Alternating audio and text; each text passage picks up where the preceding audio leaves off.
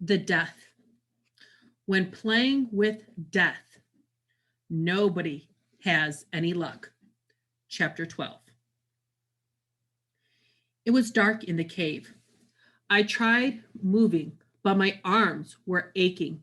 Then I realized my hands were securely tied behind my back as I lay on the dirt floor in a corner of the cave. Juanita was still passed out beside me. Looking around, I saw that all of us were in the same predicament.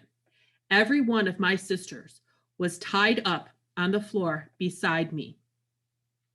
All around us on the dirt, laying sideways over jutted rocks and tangled in the dusty threads of the talindas, the webs of hundreds of black widow spiders, lay the corpse of our beloved friends, the snot-nosed butterflies, their delicate winged bodies, prone and limp, were snarled in the girls' hair, attached to their clothes, even stuck to their bare arms and legs, like dried pressed flowers. No longer disguised as a domestic donkey, the Nagrel, dressed as a solid black in a solid black robe, was standing over a huge bubbling cauldron. His long white hair hung from his face in a stringy, disheveled mess along the sides of his lean, angular face. He moved slowly and hunched over the cauldron like he was 100 years old. I watched him without making a sound as he chanted something vile and wicked, something that made my heart flinch in my chest. Well, hello. Welcome back, Piratas, the Nagrel said, showing his grain gray teeth in his as he was grinning at me. I see you're ready. I rocked myself into a sitting position. My head was spinning from the effort, but I managed to sit up on my knees and face him. His eyes were two small, dark slits that glittered with amusement as he watched me struggle. His skin was so shallow and dry, he looked like an old rattlesnake. I half expected him to lick his lips with a forked tongue. Ready for what? I asked. This. The final stop on your journey, he said, stirring the contents of the cauldron so furiously that it spun like a whirlpool. The fuming concoction sent swirls of steam up to the cave ceiling, where bats flapped their wings, clinging upside down from their claws, and pit vipers uncoiled themselves from thick iron hooks. And what is that? I asked as I tried in vain to loosen the ropes at my wrists. This? This is my masterpiece, said the Nagrel. My own recipe, perfected over the last 4 centuries. A potion so strong, so powerful, you won't feel a thing as you perish.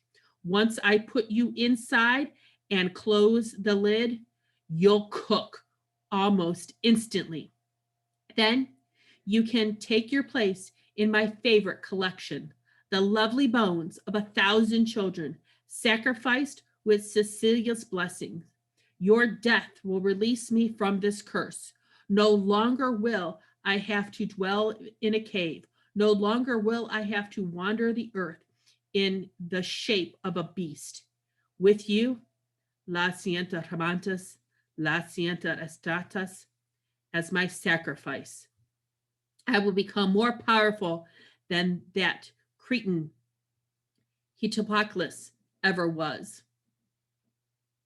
As he said those final words, talking about someone with an ancient sounding name, an Aztec deity, perhaps, the Nago reached up to caress the collection of bones, but long and short, thick and thin, hanging from the wall behind him. Horrified, I wondered why I hadn't noticed them before. Their shapes and sizes made it impossible to mistake them for anything else. They were obviously human remains. His fingernails tickled the dry ivory exteriors, making the bones clang against each other with a howl sound that echoed through the cave. It was the sound of death looming over me. My sisters, who were still unconscious on the ground beside me. I tried rusting them by leaning into them and whispering, Delia, wake up, girls. But they were out cold. So I closed my eyes and prayed. As I prayed, I thought about Mama, sitting outside looking up at the full moon, wondering where we were. I thought about Papa, sitting somewhere, oblivious of our misfortune. I thought about Teresa and her husband, who warned us about the Nagro and tried to tell us how to get away. Why didn't we pay more attention? What is it? She had said, sing the song of the rain, the song of the cave, or was it the song of the butterflies? I try to remember. If Mama used to sing to us in our youth, but it was no use. Nothing came to me now. If only I could remember, everything would be all right. I shut my eyes tightly and concentrated. The song of the cave, the song of the birds, the song of the rain. My inner voice repeated Teresa's instructions again and again, but nothing made any sense. My mind was empty of songs. I couldn't even remember if Papa, who was a musicato, had ever put us to bed with a lullaby. It must be a spell, I told myself. The Nagra must have wiped my mind clean when we first met him. I watched the warlock move about the opposite side of the spacious rectangular cave. He ignored us as he inspected jars filled with dark, disgusting liquids and dirty sprigs of herbs on the shelves behind the cauldron, deciding what else to throw into the concoction simmering within. And all the while I wrestled with the tight ropes at my hands, working them loose slowly, carefully, until I was able to free my right hand. I was about to peel the loosened ropes off my left hand when I felt the warlock grip upon my shoulder. It was disarming how he'd disappeared from the corner of the cave only to reappear directly in front of me in the beat of a second. Oh, no, you don't, the Naga said, using my elbow as leverage to lift me from the ground. My head spun like a carnival ride, but I twisted myself out of his grip and pushed him away. He grabbed at my free hand, but I turned around and kicked him in the stomach with such force that he fell into the ground. He lay on his side, entangled in his own robes, struggling to get up. I spun Lullarilla's earpiece with dramatic flicker of my hand. Aztec Queen, Tazan, Holy Mother of all mankind, lend me your magical assistance. No! The Nagro screamed, reaching for me. For a moment, I thought he might be casting another spell, but no power stopped me. So I called to the Tazaninas. Sing to me, Mother Queen, sing me the song of the cave. I chanted as the earpiece quivered against my cheek.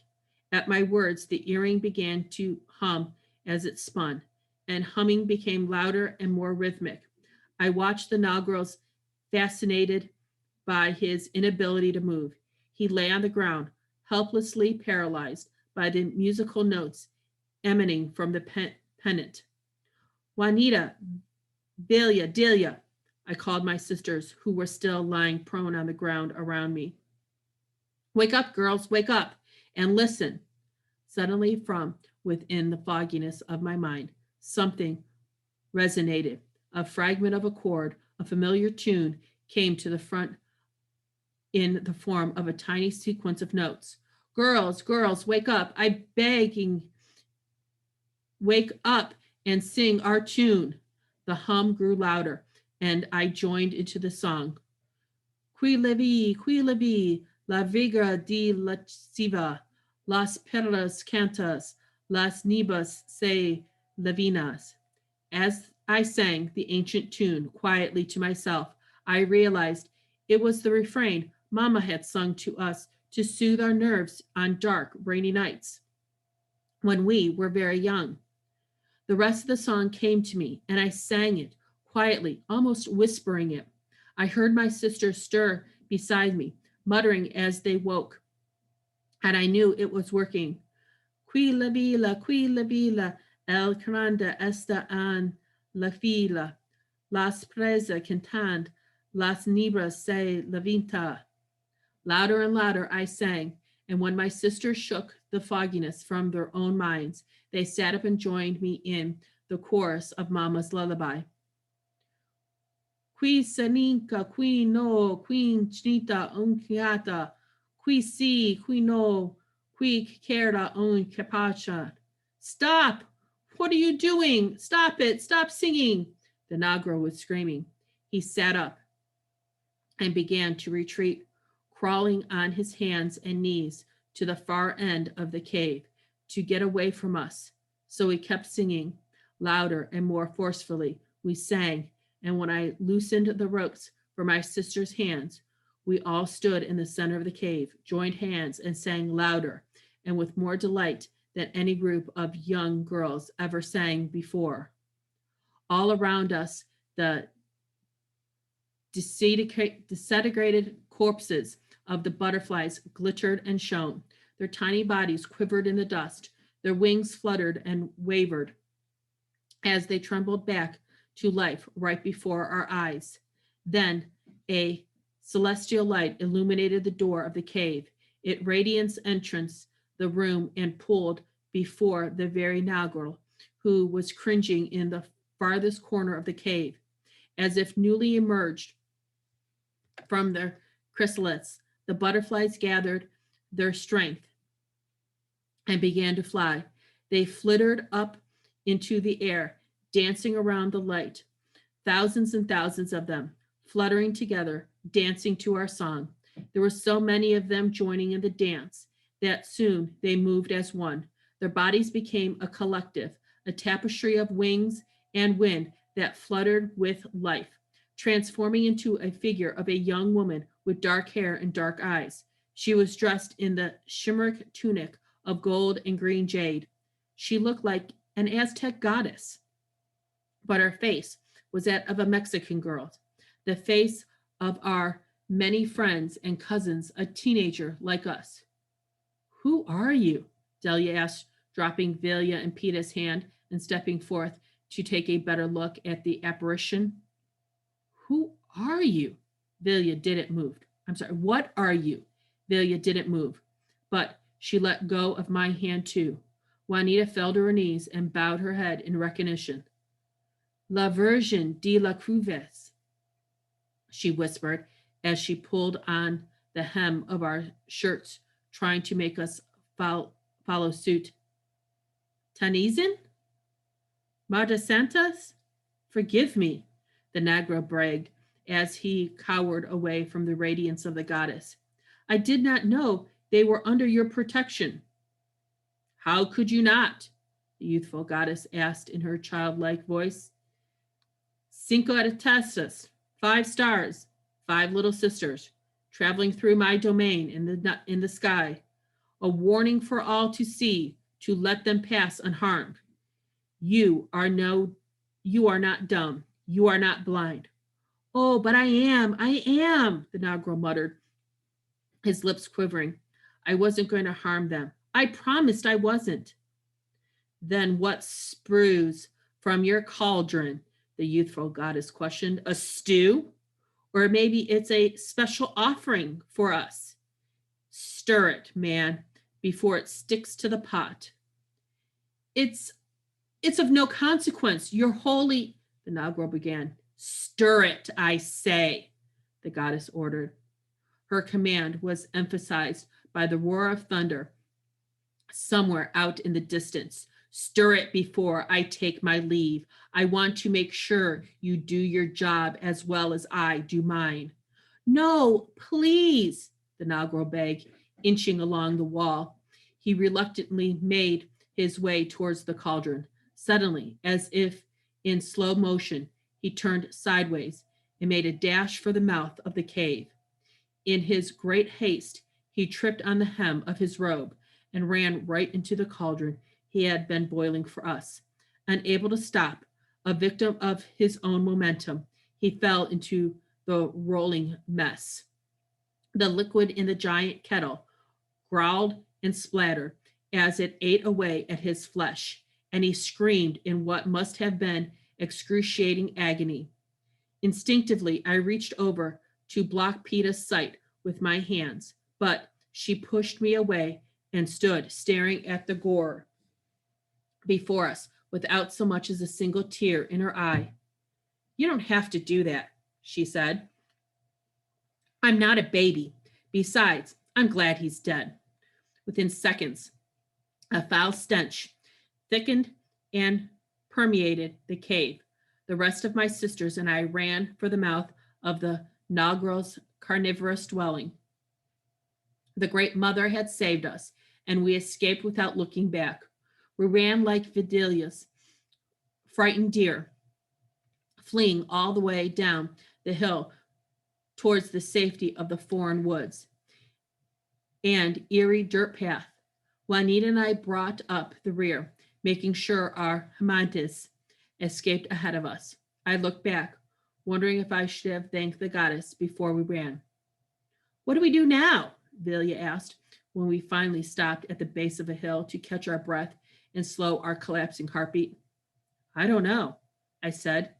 Do you have that flashlight, Juanita? I want to look at the map. Yeah, Juanita said, pressing her hand at her side. It's in my bag. What's the matter? I asked. Nothing. I just ran. Too fast. I'll be all right in a minute. Juanita got the words out between labored breaths, and I knew what she was talking about. I too had a nasty stitch punching at my side. I looked around for some kind of landmark. The best thing to do is to keep moving. We'd been passed out so long in the cave that night had fallen, but the woods were thick and the full moon was somewhat obstructed. I could barely see my hand in front of my eyes. I think I'm done with adventure for now on. I'm staying as far away from Mexico as possible, Delia declared. Mama's rain song came back into my head, and without knowing why, I started to hum it, and I pulled a map Teresa's husband had given us from inside my back pockets. Vamonos, I told the girls. Let's sing the song of the birds and the rain and stay away from the dark places on this map. With any luck, we'll get to Abula's house before dawn.